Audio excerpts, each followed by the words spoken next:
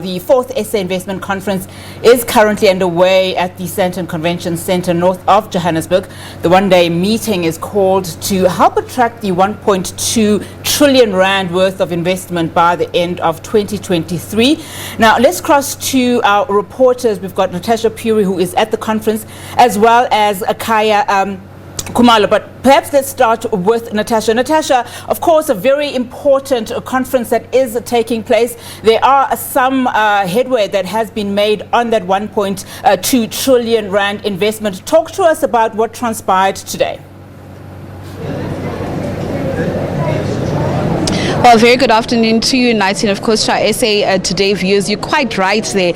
So far, over 200 billion rand in pledges has been made, and we understand that we're around 2/3 away of making that 1.3 trillion rand mark.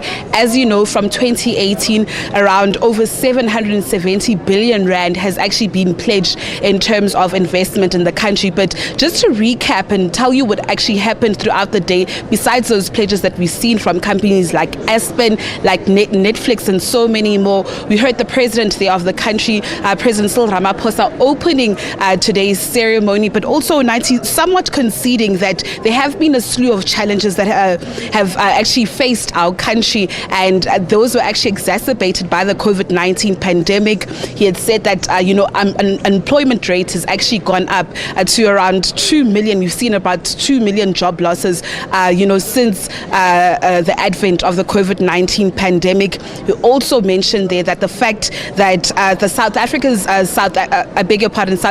SOEs are actually draining the economy of the country, and also speaking to the energy crisis in the country, he had said that no economy can operate without a reliable energy supply. But to that effect, United, he spoke about undertaking reforms to actually transform the energy sector in the country. And we've also seen that pledge there by the African Development Bank. I think over 27 billion rand, that has been invested, to actually help the energy sector within our country. Speaking about transport, President Ramaphosa mentioned the establishment of the Transnet National Ports Authority, which is a structural reform also for Transnet. Also mentioned there another important point that we've seen, top the news headlines over this month, the digital migration. You'll recall, United, earlier on this month, President Cyril Ramaphosa had said that government would soon be completing the migration of TV signal from analog to digital.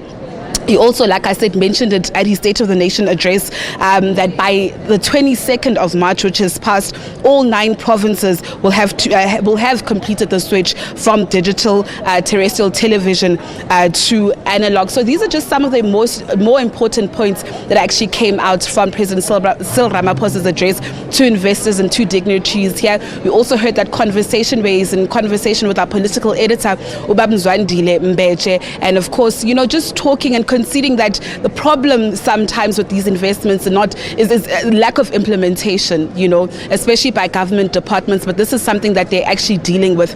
Another hot topic was, reducing red tape when it comes to government sectors. He also mentioned this at the State of the Nation address earlier on this year, when he had said that a special unit would be set up within the presidency led by Sipho Nkosi to actually task this unit. So these are just some of the most important things that actually came out from today. Of course, we do expect the president there to actually give his closing remarks and close the conference at tonight's dinner.